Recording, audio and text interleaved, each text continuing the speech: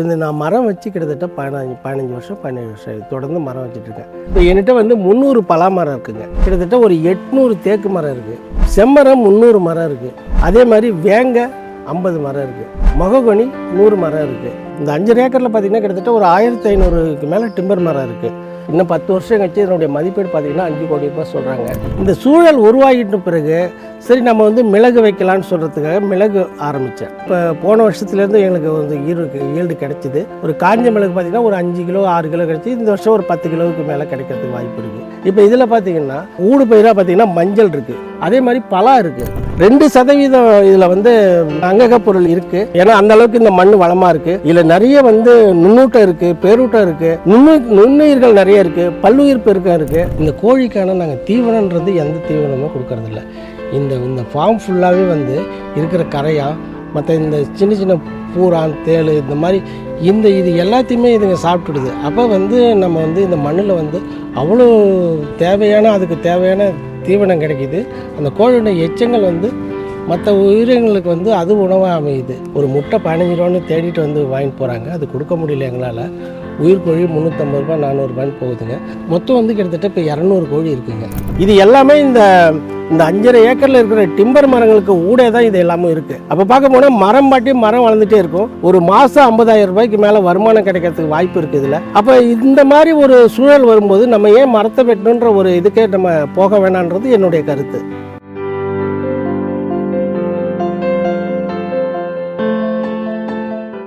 வணக்கம், எனது பெயர் KR பழனிசாமி. இந்த பண்ணை இருக்கிற இடம் பார்த்திங்கன்னா 5.5 ஏக்கர், அரியலூர் மாவட்டம் கருக்கைன்ற கிராமத்தில் வந்து இந்த பண்ணை இருக்குங்க. என்னுடைய சொந்த ஊர் வந்து விருத்தாச்சலம் பக்கத்தில் ஆலிச்சிக்குடின்றது சொந்த ஊருங்க. என்னோடய பூர்வீகம் அதுதாங்க. அங்கே வந்து நான் விவசாய குடும்பம்தான். விவசாயத்தை குடும்பத்தில் என்ன பார்த்திங்கன்னா எங்களுக்கு வந்து பிரதான பயிர் வந்து நெல், கரும்பு இந்த மாதிரி தான் பண்ணிகிட்டு இருந்தேன். அப்போ வந்து பார்த்திங்கன்னா எனக்கு வந்து அந்த சூழலில் இருக்கும்போது என்னுடைய சொந்த வில்லேஜில் வந்து நான் 15 வருஷம் ஊராட்சி மன்ற தலைவராக பணியில் இருந்தேங்க. இந்த பூமி வந்து பார்த்திங்கன்னா எங்கள் மனைவியோட லேண்டுங்க. எங்கள் ஊர் பார்த்திங்கன்னா மரம் நடுறதுக்கு வந்து அவ்வளோ சிறந்த நஞ்சை பூமிங்க. சொந்த ஊர் வந்து நஞ்சை பூமி. இது வந்து மானாவாரி லேண்டு தாங்க. இங்கே பெரும்பாலுமே இந்த பகுதியில் வந்து மானாவாரி தாங்க எல்லாம். 2007 நாங்கள் இங்கே ஆரம்பிக்கும்போது பிரதான பயிர் முந்திரிங்க. ஒரு 5 வருஷம் நான் ஆரம்பிக்கும் போது முந்திரி வந்து ஒரு வருமானம் கொடுக்க ஆரம்பிச்சுது.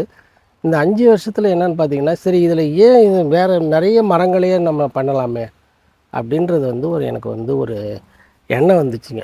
இந்த எண்ணம் வந்ததுக்கு காரணம் என்னென்னா அப்போ வந்து 12ஆம் வகுப்பு வந்து அப்போ SLC வந்து படிச்சுட்டு இருந்தேங்க. அது வரலைக்கும் தாங்க நாங்கள் படித்தேன். அப்போ வந்து பார்த்திங்கன்னா எனக்கு வந்து கோயம்புத்தூர் வந்து வேளாண்மை பல்கலைக்கழகத்தினுடைய எல்லா நிகழ்ச்சிக்கும் நான் போக ஆரம்பித்தேன். கோயம்புத்தூர் யூனிவர்சிட்டிக்கு வந்து நிறைய போக ஆரம்பித்தேன். அங்கே இருக்கிற புக்கு எல்லாம் வாங்கி படிச்சுட்டு இருந்தேன். அப்போ வந்து எனக்கு என்னுடைய தாக்கம் வந்து அப்போ மரியாதைக்குரிய ஜிடி நாயுடு ஐயாவோட தோட்டத்துக்கு பண்ணையை பார்க்கக்கூடிய எனக்கு ஒரு வாய்ப்பு கிடச்சிதுங்க. அங்கே போய் பார்க்கும்போது ரொம்ப ஆச்சரியப்பட்டேன். இப்படிலாம் வந்து விவசாயத்தில் வந்து ஒரு மாற்றி பண்ண முடியுமா? இப்போ நம்ம சராசரியாக நம்ம பண்ணிகிட்ருக்கிறது என்ன? இவ்வளோ வந்து ஒரு தக்காளி 1 கிலோ ஒரு தக்காளி பழம் வந்து 1 கிலோ விளைய வைக்க முடியுமா? ஒரு துவரை வந்து ஒரு மரத்தில் விளைய வைக்க முடியுமான்றதெல்லாம் நேரடியாக கண்கூடியாக பார்த்தேன். அதை வந்து நம்ம பகுதியில் செஞ்சேன். என்னென்னா அதை செயல்படுத்தியும் பார்த்தேன். அதில் நான் வெற்றி அடைஞ்சேன். இப்போ என்னுடைய மனசில் இந்த ஒரு தாட் வந்து இருந்துகிட்டே இருந்தது. அப்போ நம்ம ஏதாவது ஒரு வித்தியாசமாக பண்ணணும். 2வது வந்து என்னை பொறுத்த வரைக்கும் மரம் பரவலாக்கணும். இந்த மரம் பரவலாக்கிறதுக்கு அந்த உந்து சக்தி தான் வந்து எனக்கு வந்து இந்த முந்திரியை எடுத்துட்டு முந்திரிக்கு இடையிலேயே எல்லா மரத்தையும் கொண்டு வந்தேன். முதல் வந்து நான் மரம் நட ஆரம்பித்தது வந்து 2007 தான் ஆரம்பித்தேன். அதுலேருந்து இன்னி வரைக்கும் மரம் நட்டுட்ருக்கேன். அது வேறு. இந்த மரம் வந்து மரத்தினுடைய ஈர்ப்பு எப்போ எனக்கு தெரிஞ்சிச்சுன்னா இது நான் நட ஆரம்பித்து ஒரு 3 வருஷத்துலேயே எனக்கு வந்து ஒரு மாறுதல் கிடச்சிது. ஏன்னா இந்த மரங்களோட நான் வந்து என்னுடைய சொந்த வில்லேஜிலேருந்து 15 கிலோமீட்டருக்கு இந்த பண்ணை இருக்கிற இடம் வந்து 15 கிலோமீட்டர். இப்போ ஒவ்வொரு நாளும் நான் வரும்போது நேற்று பார்த்த செடி எப்படி இருக்குது, இன்றைக்கி எப்படி இருக்குது, அப்போ நான் பார்க்கும்போது பார்த்தோன்னா மரமே பார்த்து என்னை பார்த்து அது ஒரு சிலிர்க்கிற மாதிரி இருக்கும், இல்லை ஒரு அசைகிற மாதிரி இருக்கும். காற்றே இருக்காது, ஆனால் இலை ஆடும். அப்போ பார்த்திங்கன்னா மரம் வந்து நமக்கு அதுக்கான ஒரு தொடர்பு இருக்குது. அதுக்கு பிறகு தான் எனக்கு ரொம்ப ஈடுபாடு வந்துச்சு. ஒரு 5 வருஷம் கடந்து பார்த்திங்கன்னா மரங்களோட பேசவே ஆரம்பித்தேன். இந்த 5.5 ஏக்கரில் எந்த இடத்துல என்ன மரம் இருக்குன்னு தெரியும், அது எப்படி இருக்குன்றது தெரியும். அந்த ஒரு சூழலில் தான் வந்து எனக்கு இதனுடைய ஈடுபாடு வந்து ரொம்ப அதிகமாச்சு. கிட்டத்தட்ட பார்த்திங்கன்னா என்கிட்ட ஒரு 50-60 வகையான மரம் இருக்குது. இது டிம்பர் வேல்யூ மரம்னு பார்த்திங்கன்னா மககனி இருக்குது, வேங்க இருக்குது, செம்மரம் இருக்குது, படாக்கு இருக்குது, மகிழ் இருக்குது, மஞ்சக்கடம்பு இருக்குது. முக்கியமான இது தேக்கு, நாட்டு தேக்கு வந்து இருக்குது, நல்ல நல்ல மரமாகவே இருக்குது. இந்த 5 ஏக்கரில் பார்த்திங்கன்னா கிட்டத்தட்ட ஒரு 1500க்கு மேலே டிம்பர் மரம் இருக்குது. பெரும்பாலும் விவசாயிகள் என்ன பண்ணுறாங்கன்னா இந்த 10 அடிக்கு 10 அடி மரம் வைக்கிறாங்க. இப்போ நம்ம ஈஸா கூட அந்த மாதிரி சொல்லலை. குறைஞ்சபட்சம் 12 to 15 இல்லைனா 20, 30 அப்படி தான் சொல்கிறாங்க. ஆனால் விவசாயிகள் வந்து பார்த்திங்கன்னா 10க்கு 10 மரம் வச்சு அந்த மரம் வளர்கிறதே இல்லை. ஒரு தேக்கு மரம் வந்து நீங்கள் 15 வருஷம் இருந்தால் கூட ஒரு தடி ஒரு 2000 ரூபா 3000 ரூபாய்க்கு விற்கக்கூடிய நிலைமைக்கு வந்து விவசாயிகள் தள்ளப்படுறாங்க. இதனால தான் வந்து விவசாயிகள் வந்து மரம் லாபகரமாக இல்லை, அது நஷ்டமான தொழில், இன்றைக்கி ஆள் கிடைக்காததுக்கு மரம் நடுறோம் அப்படின்ற மாதிரி நினைக்கிறாங்க. ஆனால் இது எல்லாம் தாண்டி இருக்கிறதுலே மிக லாபகரமான ஒரு விவசாயம் என்னன்னா மரங்கள் தான். நீங்கள் தோப்பாக கூட வைக்க வேணாம், உங்கள் வரப்போகிற வைங்க, அந்த மாதிரி வைங்க. இடையில மரம் வைங்க. ஒரு 4 ஏக்கர் 5 ஏக்கர் இருக்குன்னா ஒரு 2 ஏக்கர் மரத்துக்காக விடுங்க. இதுதான் இன்றைக்கி வந்து நம்ம இதில் என்னுடைய அனுபவத்தில் கிடைச்சிது. இப்போ மரம் வந்து இங்கே வரிசைப்படியே இருக்காது. மரம் இடைவெளி பார்த்திங்கன்னா சில இடத்துல 30 அடி இருக்கும், சில இடத்துல 20 அடி இருக்கும், சில இடத்துல 15 அடி இருக்கும். ஆனால் 10க்கு 10 எந்த இடத்துலையுமே மரம் இருக்காது. ரெண்டாவது வந்து நான் ஒரே சமயத்தில் மரம் வைக்கல. இப்போ உயரமான மரங்களும் இருக்கும், அதுக்கு அடுத்து அதை விட கம்மியாக வளரக்கூடிய மரங்கள் இருக்கும். தொடர்ந்து பார்த்திங்கன்னா மரம் வச்சுட்டே இருக்கிறேன். முந்திரியை எடுத்துகிட்டு மரம் வச்சுட்டே இருக்கேன். இப்போ மரம் வந்து நல்லா பருமனாகவே வருது. இப்போ மரங்களை வெட்டக்கூடாது. மரங்கள் வெட்டாத மரங்களை வந்து ஒரு 30 வருஷம் 40 வருஷம் மரம் இருக்கணும். இப்போ ஒரு தேக்கு எடுத்துக்கிட்டிங்கன்னா ஒரு 25 வருஷமாவது இருக்கணும். அதுக்குள்ளே வெட்டினோம்னா நமக்கு அதுக்கான ஒரு விலை வந்து நமக்கு கிடைக்காது. இப்போ நம்ம இதை யோசித்து பார்க்கும்போது சரி நம்ம என்ன பண்ணுறோம், நம்ம குடும்பத்துக்கான வாழ்வாதாரத்துக்கு ஒரு வருமானம் இருக்கணும். அப்போ இதுக்கு இந்த வருமானத்தை பெருக்கிறதுக்காக தான் முக்கியமாக நான் என்ன பண்ணேன்னா ஊடு பயிர் என்ன பண்ணலாம். இப்போ ஊடு பயிர் எனக்கு முன்னாடியே அப்போ வந்து நிறைய பேர் புதுக்கோட்டையெல்லாம் வந்து மிளகு நல்லா இது பண்ணாங்க. ஈஸா வந்து நிறைய மீட்டிங்கில் வந்து ஈஸாவுடைய இது என்ன பார்த்திங்கன்னா ட்ரைனிங்கில் வந்து மிளகு சாகுபடியை பற்றி பயிற்சி கொடுத்தாங்க. அந்த பயிற்சியெல்லாம் போய் கலந்துக்கிட்டேன். அப்போ வந்து நம்ம மரத்தில் வந்து மிளகு ஊடு பயிராக பண்ணால் சமவெளியில் வரத்து சாத்தியிருக்கோம், ஒரு சூழலை உருவாக்கணும். ஆனால் ஆல்ரெடி எனக்கு சூழலை வந்து உருவாயிடுச்சு. நான் மரம் நட்டு ஒரு 10 வருஷத்துக்குள்ளே ஒரு பெரிய சூழல் வந்து ஒரு மாற்றம் கிடச்சிச்சு. இந்த சூழல் உருவாகிட்ட பிறகு சரி நம்ம வந்து மிளகு வைக்கலான்னு சொல்கிறதுக்காக மிளகு ஆரம்பித்தேன். மிளகு நல்லாவே வருது. இப்போ போன வருஷத்துலேருந்து எங்களுக்கு வந்து ஈல்டு கிடச்சிது. ஒரு காஞ்ச மிளகு பார்த்திங்கன்னா ஒரு 5 கிலோ 6 கிலோ கிடச்சி. இந்த வருஷம் ஒரு 10 கிலோவுக்கு மேலே கிடைக்கிறதுக்கு வாய்ப்பு இருக்குது. இப்போ இதில் பார்த்திங்கன்னா ஊடு பயிராக பார்த்திங்கன்னா மஞ்சள் இருக்குது, இங்கே எல்லாமே ஆர்கானிக் தான். அதே மாதிரி பலா இருக்குது. பலா என்கிட்ட வந்து 22 ரகம் பலா இருக்குது. ஒரு பலா மரம் பார்த்திங்கன்னா ஒரு 30 வருஷம் 40 இருந்துச்சுன்னா ஒரு மரம் 1 லட்ச ரூபான்றாங்க. அந்த மதிப்பீடு நம்ம கிடைக்குமான்றது நிச்சயமாக கிடைக்கும். ஏன்னா அந்தளவுக்கு நம்ம வந்து மரம் வந்து ஒரு 10 அடி 15 அடி நேராக இருக்கும். நாங்கள் பலா மரம் பார்த்திங்கன்னா இங்கே வந்து தேக்கு மரம் மாதிரியே இருக்கும். அந்த அளவுக்கு ஹைட்டாக இருக்கும், ஒரே நேராக இருக்கும், கிளைகள் இருக்காது, மரம் பருமனாக இருக்கும். இப்போ என்கிட்ட வந்து 300 பலா மரம் இருக்குங்க. என்கிட்ட வந்து 15 வருஷத்துலேருந்து 5 வருஷத்து பலா வரைக்கும் இருக்குது. இப்போ வந்து 150 பலா மரம் காய்ப்பில் இருக்குது. அடுத்தடுத்த வருஷம் வந்து 300 மரமும் காய்ப்பறதுக்கு வாய்ப்பு இருக்குது. ஒரு மரம் சராசரியாக நீங்கள் வந்து ஒரு 1000 ரூபாய் அதுலேருந்து வருமானம் எடுத்துட்டால் கூட ஒரு வருஷத்துக்கு பார்த்திங்கன்னா கிட்டத்தட்ட 2 லட்ச ரூபாய்க்கு வந்து பலா மட்டுமே வருமானம் வருது. அந்த மாதிரி இன்றைக்கி வந்து பைனாப்பிள் வந்து 2000 செடிக்கு மேலே இருக்குது. வருஷத்துக்கு ஒரு இப்போ நாங்கள் ஆரம்பிச்சிருக்கோம், வருஷத்துக்கு ஒரு 30,000க்கு மேலே கிடைக்கிது. அது இன்னும் போக போக பரவலாச்சுன்னா அது ஒரு 50,000 ரூபாய் கிடைக்கிறதுக்கு வாய்ப்பு இருக்குது. இது வந்து ட்ரை ஏரியா, அதாவது வந்து இந்த மாதிரி ஒரு இடத்துல மற்ற மலையக பயிர்கள் இதெல்லாம் இங்கே விளையுமா அப்படின்றதுக்காக ஒரு இதுக்கு போயிருந்தேன், கேரளா போயிருந்தேன். அங்கேருந்து நிறைய செடி கொண்டு வந்திருந்தேன். என்னுடைய எய்ம் என்னென்னா 100 வகையான பழம் இங்கே விளையணும்.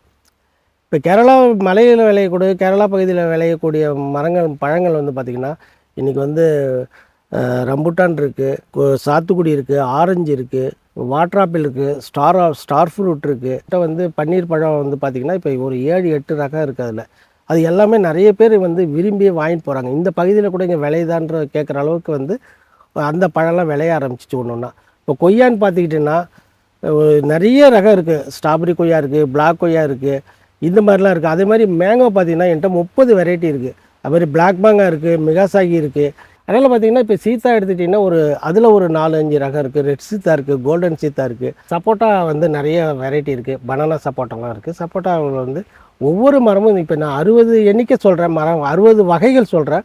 கிட்டத்தட்ட 100 வந்து என்னால் இன்னும் அடுத்த 3 வருஷத்துக்குள்ள 100 வகையான பழம் வந்து இங்கே என்ன காய்க்க வைக்க முடியும். அது என்னுடைய இது இல்லை, அந்த அளவு ஒரு சூழலை உருவாக்கியிருக்கு. இது எல்லாமே பார்த்திங்கன்னா இந்த மரங்களுடையதான் இவ்வளோ பழமரங்களும் இருக்குது. இப்போ அப்படி நம்ம கணக்கு பார்த்தோம்னா இந்த ஒரு சராசரியாக ஒரு ஒரு ஒரு ஒவ்வொரு 60 ரகத்துலேயும் ஒரு 1000 ரூபா இருந்தால் கூட 60,000 ரூபாய்க்கு மேலே வருமானம் இருக்கிறதுக்கு வாய்ப்பு இருக்குது.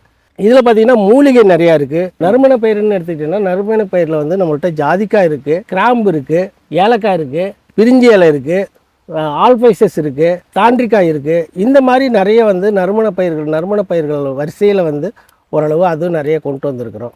இது வந்து ஏன் இதை சொல்கிறேன்னா, இது எல்லாமே இந்த 5.5 ஏக்கரில் இருக்கிற டிம்பர் மரங்களுக்கு ஊடே தான் இது எல்லாமே இருக்குது. அப்போ பார்க்க போனால் மரம் வளர்ந்துட்டே இருக்கும், நமக்கான வருமானம் அதில் நிறைய கிடச்சிட்டே இருக்கும். ஒரு மாதம் 50,000 ரூபாய்க்கு மேலே வருமானம் கிடைக்கிறதுக்கு வாய்ப்பு இருக்குது இதில். அப்போ இந்த மாதிரி ஒரு சூழல் வரும்போது நம்ம ஏன் மரத்தை வெட்டணுன்ற ஒரு இதுக்கே நம்ம போக வேணான்றது என்னுடைய கருத்து. இது ஒவ்வொரு ஏரியாவிலும் இது தான் விளையும். இப்போ மலையிலன்னா இதான் கிடைக்கும், மிளகுன்னா மலையில் தான் கிடைக்கும், இப்போ பைனாப்பிள் அன்னாச்சி பழம்னா மலையில் தான் கிடைக்கும். அப்போ ஜாதிக்காய் ஏலக்காயெல்லாம் மலை பிரதேசத்தில் மட்டும்தான் கிடைக்கின்ற ஒரு கருத்து இருந்துச்சு. அது வந்து இப்போ இது எல்லாமே வந்து மாறுபட்டுச்சு.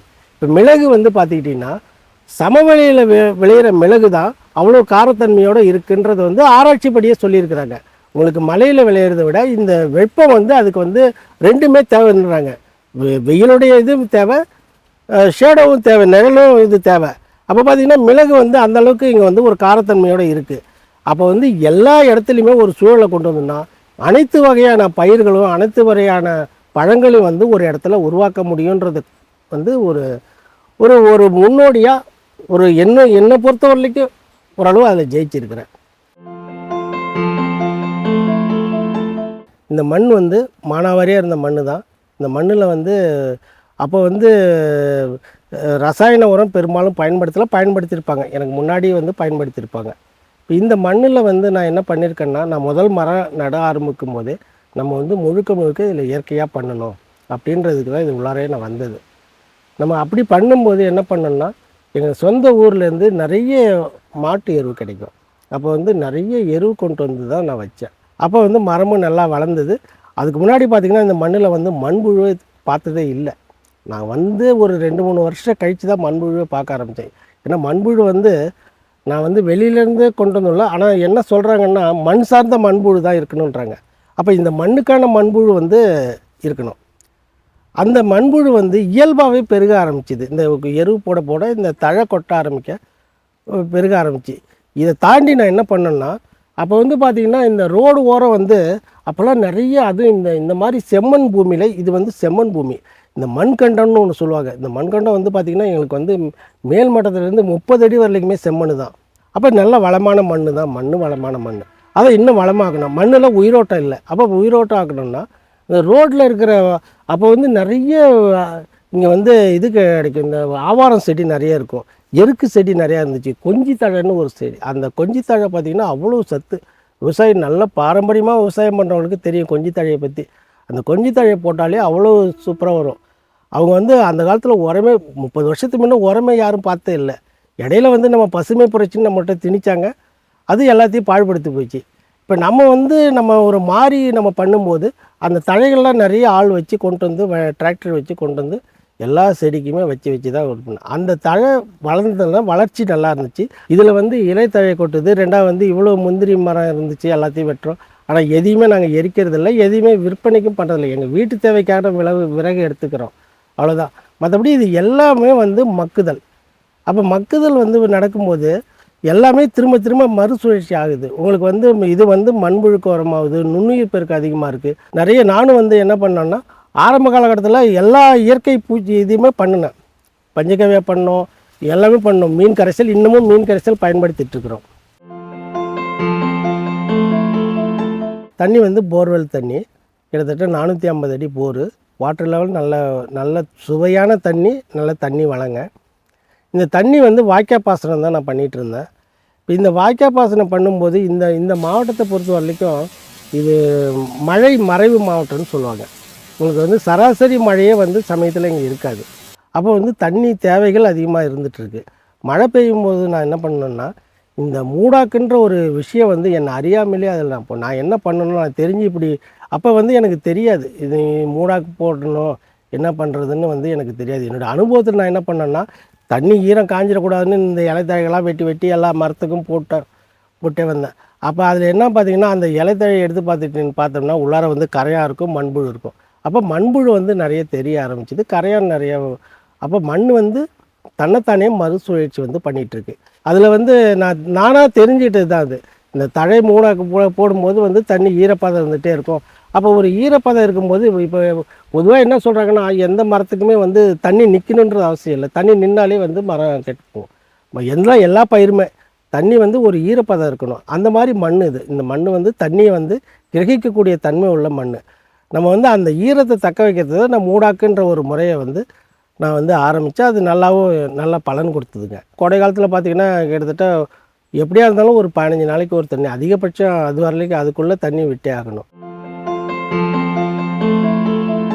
கலை வந்து பார்த்திங்கன்னா எனக்கு ஒரு 5 வருஷம் கலை வந்து ரொம்ப கஷ்டமாக இருந்துச்சு. ஆனால் இதில் வந்து நிறைய ஒரு மழை பெஞ்சால் கூட அவ்வளோ களை முளையும். களைக்கொல்லி வந்து சுத்தமாக இதில் பயன்படுத்துனதே இல்லை. இப்போ இந்த களைக்கொல்லிக்கு நான் என்ன பண்ணேன்னா இந்த 5 வருஷம் கழித்து என்ன பண்ணேன்னா எல்லா செடியும் விதையாகிறதுக்கு முன்னே ஆள் விட்டு பிடிங்கிறது. மழை பெஞ்சா ஒரு செடி வந்து இன்னும் அறிவியல் பூர்வமாக என்ன சொல்கிறாங்கன்னா இந்த காட்டு செடிகள் இருக்க அதில் அவ்வளோ நல்ல விஷயமும் இருக்குது, அவ்வளோ தன்மை இருக்குது, அவ்வளோ மருத்துவ குணம் இருக்குது. இந்த காட்டு செடி பார்த்திங்கன்னா அதனுடைய விதை பார்த்திங்கன்னா நீ அந்த செடி வந்து 7 வருஷம் வரலைக்கும் உறக்க நிலையிலேருந்து முளைச்சிட்டே இருக்குன்றாங்க, ஆராய்ச்சிப்படியே சொல்கிறாங்க. அப்போ நிறைய வந்து இந்த களை செடியை வந்து நான் விதை ஆகிறதுக்கு முன்னே எடுத்துகிட்டே வரேன். நிறைய செடி அப்படி தான் நான் இது பண்ணேன். திரும்ப விதையே இருக்காது, ஆனால் செடி முளைக்கும். நிழல் இருக்க இடத்துல வந்து களைகள் வந்து வரதில்லை. அது ஒரு காரணம். அந்த காரணம் அதை நான் மறுக்கலை, அது ஒரு காரணம் தான். ஆனால் இந்த மரங்களால் வந்து அதனுடைய இலைத்தழைகள் தான் அவ்வளோ மகத்துவம் வந்து இந்த மண்ணுக்கு பண்ணுது. இந்த மண்ணை வந்து உயிரோட்டமான மண்ணாக இப்போ மண்ணில் வந்து விஞ்ஞானபூர்வமாக என்ன சொல்கிறாங்கன்னா கார்பனுடைய கண்டென்ட் வந்து அங்கக பொருள்கள் வந்து 2.5 இருந்தால் மிக சிறந்த மண்ணுன்றாங்க. 2% இதில் வந்து இது அங்கக பொருள் இருக்குது. ஏன்னா அந்தளவுக்கு இந்த மண் வளமாக இருக்குது. இதில் நிறைய வந்து நுண்ணூட்டம் இருக்குது, பேரூட்டம் இருக்குது, நுண்ணுயிர்கள் நிறைய இருக்குது, பல்லுயிர் பெருக்கம் இருக்குது. இந்த இதில் பார்த்திங்கன்னா இந்த முசுடுன்னு ஒரு எறும்பு இருக்குது. அது வந்து அழிஞ்சே போச்சு. முந்திரிக்கு மருந்து அடித்து அழிஞ்சே போச்சு. இங்கே பார்த்திங்கன்னா பல கோடிக்கணக்கான அந்த மாதிரி இது இருக்குது. ரெண்டாவது வந்து நன்மை செய்யும் பூச்சிகள் வந்து நிறைய இருக்குது. இப்போ வந்து என்ன ஆராய்ச்சிப்படி என்ன சொல்கிறாங்கன்னா தீமை செய்யும் பூச்சியை விட நன்மை செய்கிற பூச்சி தான் அதிகமாக இருக்குது. நம்ம வந்து முதல்ல அழிச்சிடுறது நன்மை செய்ய பூச்சி அழிச்சிடுறோம், களைக்கொல்லி மருந்து அடித்து அழிச்சிடுறோம். இப்போ இது நடக்காததால் நன்மை செய்கிற பூச்சி வந்து பெருக்கம் அதிகமாக இருக்குது. நோயின்றது வந்து பெரும்பாலும் இங்கே அதிகமாக இல்லை. இயற்கையாக வந்து இப்போ நாங்கள் வந்து இந்த மீன் கரைசல்லாம் கொடுக்கும்போது பெரிய அளவுக்கு நோய் இல்லை. அதுக்கு 7 இலை கரைசல், 5 இலை கரைசல் இந்த மாதிரி கரைசல் கொடுத்தாலே ஓரளவு சரியாயிடுது. ஒரு ட்ரையான பகுதியில் வந்து ஒரு வறட்சியான பகுதியில் ஒரு பல்லுயிர் பெருக்கம் எப்படி சாத்தியமாகும்? அது வந்து இங்கே சாத்தியமாகிருக்கு. எப்படி சாத்தியமாகிருக்குன்னா இந்த சூழல் வந்து அந்த மாதிரி இருக்குது. இதில் நிறைய பறவைகள், நிறைய பூச்சினங்கள். இன்றைக்கி பார்த்தீங்கன்னா மிகப்பெரிய ஆச்சரியம் என்னென்னா ஆயிரக்கணக்கான வண்ணத்து பூச்சி இருக்குது. இந்த வண்ணத்து பூச்சி எப்படி வந்தது, எங்கேருந்து வந்தது? இது எல்லாமே இந்த சூழல் தான். அதுக்கான உணவு இங்கே கிடைக்குது, அதுக்கான தங்கறதுக்கான சூழல் இருக்குது. அந்த தட்பவெப்ப நிலையை வந்து இங்கே நிலைநிறுத்திருக்கிறோம். அது வந்து மரங்களால் நிலைநிறுத்திருக்கிறோம். இதுதான் வந்து இந்த பல்லுயிர் பெருக்கத்துக்கு சாத்தியம். அப்போ எங்கள் பையன் வந்து வைல்ட் லைஃப் பயாலஜி முடிச்சுட்டு நாகாலாந்தில் ஒர்க் பண்ணாருங்க. அந்த ஜாப்லாம் வேணான்னு சொல்லிட்டு தான் அவர் இங்கே வரவழைச்சு அவருக்கு திருமணம் பண்ணிவிட்டு என்னோடய இருக்கார். இப்போ இவ்வளோ வண்ணத்து பூச்சி பார்க்குறோமே, வண்ணத்து பூச்சி அவரால் வந்தது தான். அவரால் வந்ததுன்னா அவர் எப்படி கொண்டு வரணும்னா அவர் அந்த ரிசர்ச் பண்ணார், வண்ணத்து பூச்சி ஆராய்ச்சிலாம் பண்ணார். அந்த உயிர் சூழல் அதுக்கு என்னென்ன இருக்கணும், அதுக்கான உணவுகள் என்ன, அது எங்கே முட்டை விடும், என்ன பண்ணும், அந்த இதெல்லாம் பண்ண பிறகு தான் இவ்வளோ தூரம் வந்திருக்கு. இது இன்றைக்கி பட்டர்ஃப்ளை பார்க்கிங்காகவே இங்கே வந்து கொண்டு வந்திருக்கிறோம். இங்கே நம்ம பண்ணையில் பார்த்திங்கன்னா இன்னொரு விஷயம், நாட்டுக்கோழி வந்து ஒரு 200 கோழி இருக்குங்க. இந்த நாட்டுக்கோழின்னு பார்த்திங்கன்னா செருவடை பெருவடை 2 கலந்தாங்க இருக்குது. இந்த கோழிக்கான நாங்கள் தீவனன்றது எந்த தீவனமும் கொடுக்கறதில்ல. இந்த ஃபார்ம் ஃபுல்லாகவே வந்து இருக்கிற கரையா மற்ற இந்த சின்ன சின்ன பூரான் தேள் இந்த மாதிரி இது எல்லாத்தையுமே இதுங்க சாப்பிட்டுடுது. அப்போ வந்து நம்ம வந்து இந்த மண்ணில் வந்து அவ்வளோ அதுக்கு தேவையான தீவனம் கிடைக்கிது. அந்த கோழியோட எச்சங்கள் வந்து மற்ற உயிரினங்களுக்கு வந்து அது உணவாக அமையுது. அது இதுலேருந்து எங்களுக்கு வந்து ஒரு அடிஷ்னலான ஒரு உபரியான வருமானமும் கிடைக்கிது. அப்போ நம்ம வந்து கோழி வந்து நாட்டுக்கோழிக்கு வந்து இன்றைக்கி நல்ல டிமாண்டுங்க. ஒரு முட்டை 15 ரூபான்னு தேடிட்டு வந்து வாங்கிட்டு போகிறாங்க. அது கொடுக்க முடியல எங்களால். உயிர் கோழி 350 ரூபா 400 ரூபான்னு போகுதுங்க. மரங்களோடு சேர்ந்து நம்ம என்னென்னலாம் அதில் பண்ண முடியுமோ ஒரு ஒருங்கிணைந்த பண்ணையம் அப்படின்னு சொல்லும்போது இது எல்லாமே சாத்தியம்தாங்க. மொத்தம் வந்து கிட்டத்தட்ட இப்போ 200 கோழி இருக்குதுங்க. ரெண்டாவது வந்து இந்த காஞ்சி போன மட்டையிலேருந்து நிறைய இது வருதுங்க. நிறைய வந்து புழு பூச்சி உருவாகுதுங்க. மழை பெய்யும்போது பார்த்திங்கன்னா நிறைய கரையான் வந்து இந்த இந்த நாங்கள் இவ்வளோ இலைத்தழையை வெட்டி போட்டிருப்போம், நிறைய கரையான் வருது, நிறைய புழு உருவாகுது. இதில் வந்து எதுவுமே வந்து வேஸ்ட்டு, இது வீணாக போச்சு, இல்லை இது லாபம் இல்லாமல் நஷ்டமாயிடுச்சு அப்படின்ற ஒரு பொருட்டே இல்லைங்க. எந்த பழம் ஒன்று பழுத்து அது அழுகி இந்த மண்ணில் விழுந்தாலுமே மற்ற உயிரினங்களுக்கு வந்து அது உணவாக தான் ஆகிட்டுருக்கு. அப்படி பார்க்கும்போது இந்த நான் வந்து நிறைய ஒரு 100கணக்கான பலாப்பழம் கூட சமயத்தில் வந்து அழுகி கீழே போயிடும். அதை வந்து நாங்கள் ஒரு இழப்பாக நினைக்கிறதில்ல. ஆனால் மற்றவங்களுக்கு வந்து ஒரு சுழற்சியாக இருக்குது. ஒரு நம்ம வந்து பல்லுயிர் பெருக்கன்றது வந்து எல்லாமும் சேர்ந்தது தான் அந்த இது. அதோட பல்லுயிர் பெருக்கம் இருந்தால் தான் மனுஷன் வாழ முடியும், நம்ம ஆரோக்கியமாக இருக்க முடியுன்ற ஒரு நிலைக்கு முன்னெடுப்பாக தாங்க இதெல்லாம் நம்ம வந்து பண்ணிகிட்ருக்கோம். இயற்கை விவசாயன்றது வந்து ஒரு சவாலான விஷயமா எல்லோரும் நினச்சிட்டு இருந்தாங்க. ஆனால் என்னை பொறுத்த வரைக்கும் பார்த்திங்கன்னா இது இயற்கை விவசாயம் இல்லை, இது நம்ம சந்ததிகளுக்கான விவசாயம். நம்ம விட்டுட்டு போகிறது என்ன விட்டுட்டு போகிறோம். இன்றைக்கி நம்ம கையில் ஆரோக்கியம் இல்லை, நம்ம சாப்பிட்ற உணவு எல்லாமே விஷம் கலந்த உணவு சாப்பிட்றோம். விவசாயிகள் இன்றைக்கி 90% விவசாயிகள் வந்து உற்பத்தி பண்ணுறது தான் குடும்பத்துக்கு உற்பத்தி பண்ணுறதுமே வந்து பூச்சிக்கொல்லியும் ரசாயனமும் கலந்த உணவு தான் உற்பத்தி பண்ணுறாங்க. வேறு வழியே இல்லை. இன்றைக்கி விவசாயிகள் வந்து உணவுப் பொருட்களை அவங்க இதில் பண்ணாத மார்க்கெட்டில் போய் வாங்கிட்டு வந்து சாப்பிட்றாங்க. காய்கறியிலேருந்து அரிசியிலேருந்து இதுக்கெல்லாம் மாற்று முதல் விவசாயிகள் வந்து தான் சார்ந்த குடும்பத்துக்காவது இயற்கை விவசாயம் பண்ணணும். இயற்கை விவசாயம் வந்து லாபகரமாக பண்ண முடியுமா? நிச்சயமாக பண்ண முடியும். இன்றைக்கி குறைஞ்சபட்ச மதிப்பீடு படி எனக்கு இந்த 5.5 ஏக்கர் இதில் வந்து 5 கோடி ரூபாய்க்கான மரங்கள் இருக்குது. அப்போ இதில் வேறு என்ன நான் விட்டுட்டு போகிறேன்? இயற்கை விவசாயம் பண்ணணும், நம்ம சந்ததிகளுக்கு நல்ல உணவு கொடுக்கும். இதுதான் என்னுடைய செயல்பாடு. இயற்கை விவசாயம் நிச்சயமாக எல்லா விவசாயியுமே வந்து இயற்கை விவசாயம் வந்து சாதிக்கவும் முடியும், சம்பாதிக்கவும் முடியும். நம்ம ஆரோக்கியம் முதல்ல இது எல்லாம் தாண்டி நம்ம பிள்ளைகளுக்கு என்னத்தை விட்டுட்டு போகணும், நம்ம பிள்ளைகளுக்கு வந்து வளங்களை விட்டுட்டு போவோம். அந்த ஒரு முன்னெடுப்பை வந்து விவசாயிகள் எடுத்துக்கணும். இப்போ விவசாயிகள்கிட்ட ஒரு பெரிய கேள்விக்குறி என்னென்னா, தான் உற்பத்தி பண்ணுற பொருளை இயற்கை விவசாயத்தில் பண்ணால் கூட அது விற்பனை வாய்ப்புன்றது ஒரு பெரிய விஷயமா இருக்குது. அதுக்கு ஒன்று மதிப்பு கூடுதல் பண்ணணும், இல்லைன்னா அதுக்கு சந்தைப்படுத்தல் இன்னொரு இடத்துக்கு போகணும். என்னை பொறுத்தவரைக்கும் என்னென்னா, இங்கே இந்த பண்ணையிலே தான் ஒரு இயற்கை அங்காடின்னு வச்சுருக்கிறேன். நிறைய நுகர்வோர்கள் நிறைய வாங்குறவங்க வந்து இன்றைக்கி தேடி வராங்க. ரொம்ப ஆச்சரியமாகவும் இருக்குது. இவ்வளோ பேர், அப்போ இவ்வளோ ஒரு வரவேற்பு இருக்கா, இவங்களுக்கு எல்லாத்துக்கும் கொடுக்க முடியுமான்றது வந்து எனக்கு இப்போ ஒரு பெரிய விஷயம் ஆயிடுச்சு. ஏன்னா எந்த ஒரு பழம் விளைஞ்சாலுமே அவங்களே வந்து பறிச்சிக்கலாம். ஏன்னா அவங்க கண்கூட பறிக்கும்போது அந்த நம்பகத்தன்மை இருக்குது. இந்த இயற்கை விவசாயம்னு இந்த பூமியில் கால் எடுத்து வச்சாலே தெரியும் இதை இயற்கையாக பண்ணுறாங்கன்னு சொல்லிட்டு. அதனால் வந்து சந்தைப்படுத்தல் மூலிமா நிறைய வந்து வாங்குறவங்க வந்து நிறைய பேர் எங்கள்கிட்ட தொடர்பில் இருக்காங்க, நிறைய வந்துட்டு இருக்காங்க, இன்னும் நிறைய வருவாங்க. அப்போ பார்க்கும்போது இவங்களுக்கு எல்லாருக்கும் நம்ம கொடுக்க முடியுமா? ஒரு நல்ல பொருளை மக்களுக்கு நம்ம கொடுக்குறோம், ஒரு நல்ல சமுதாயத்தை உருவாக்குறோம், பின்னால் வர சந்ததிக்கு ஒரு இயற்கையான உணவு கொடுக்கும் அப்படின்ற ஒரு மாற்றம் வரும். அந்த மாற்றம் தான் விவசாயிகள் பண்ணணும். அது பண்ணும்போது இது எல்லாருக்குமே எல்லாமும் கிடைக்கும். இந்த நான் மரம் வச்சு கிட்டத்தட்ட 15 வருஷம் 17 வருஷம் தொடர்ந்து மரம் வச்சுட்ருக்கேன். இந்த மரங்கள் பார்த்திங்கன்னா குறைஞ்சபட்சம் 30 அடி 40 அடி நீங்கள் கண்கூடாவே பார்க்கலாம். விவசாயிகளே நேரடியாக வந்து பார்க்கலாம். ஒரு 30 அடி 40 அடி ஒரு தேக்கு மரம் வருமா பாருங்கள். நீங்கள் எங்கள் தோட்டத்திலே இருக்குது, செம்மரம் பாருங்கள், 30 அடி இருக்கும். 300க்கு மேலே பாக்கு மரம் வச்சுருக்கோம். பாக்கு ஒவ்வொன்றும் காய்ப்புக்கு வர ஆரம்பிச்சிச்சு, பூ வச்சுருக்கு. இப்போ இந்த 5.5 ஏக்கரில் பார்த்திங்கன்னா இப்போ என்கிட்ட வந்து 300 பலா மரம் இருக்குதுங்க. கிட்டத்தட்ட ஒரு 800 தேக்கு மரம் இருக்குது. செம்மரம் 300 மரம் இருக்குது. அதே மாதிரி வேங்க 50 மரம் இருக்குது. மகோகனி 100 மரம் இருக்குது. மஞ்சக்கடம்பு இருக்குது, ரோஸ்வுட் இருக்குது. இதெல்லாம் ஒரு 20 மரம் 10 மரம் இருக்கும். ரோஸ்வுட் இருக்குது, அகர் இருக்குது, இது மாதிரி கருங்காலி இருக்குது, செங்காலி இருக்குது. இப்போ இதில் பார்த்திங்கன்னா கொடுக்காப்புளி இருக்கும், விழா மரம் இருக்கும். நம்ம மண் சார்ந்த மரம் எல்லாமே இருக்கணுன்றது தான் அதையும் கொண்டு வந்திருக்கிறோம். இப்போ எனக்கு வந்து பார்த்திங்கன்னா போன வருஷம் வந்து ஒரு மதிப்பீடு போட்டாங்க. இன்னும் 10 வருஷம் கழிச்சு இதனுடைய மதிப்பீடு பார்த்திங்கன்னா 5 கோடி ரூபாய் சொல்கிறாங்க. ஒரு பழக்கடையிலையும் மெடிக்கல்லே போய் நம்ம எந்த பில்லுமே யாருமே கேட்கறதில்ல. அவங்க என்ன விலை சொல்கிறாங்களோ வாங்கிட்டு போகிறோம். ஆனால் இயற்கையான பொருளுக்கு வந்து பேரம் பேசிகிட்டு இருக்கிறாங்க. இதெல்லாம் கொஞ்சம் மாறணும். நுகர்வோர்கள் வந்து இயற்கையான விளையக்கூடிய விளைபொருளுக்கு முக்கியத்துவம் கொடுக்கணும்னு கேட்டுக்கிறேன். மரியாதைக்குரிய மதிப்புக்குரிய அப்துல் கலாம் எல்லாம் என்ன சொல்லியிருக்காங்கன்னா, நான் பறவைகளை வளர்த்தேன் பறந்து சென்று விட்டன, மரங்களை வளர்த்தேன் வந்து சேர்ந்து விட்டன. அப்போ மரம் இருந்தால் தான் பறவைகளே வருது. அப்போ இதையே நம்ம மாற்றி யோசிக்கக்கூடாது. வாங்க எல்லாம் சேர்ந்து பயணிப்போம், மரம் நடுவோம். நன்றி, வணக்கம்.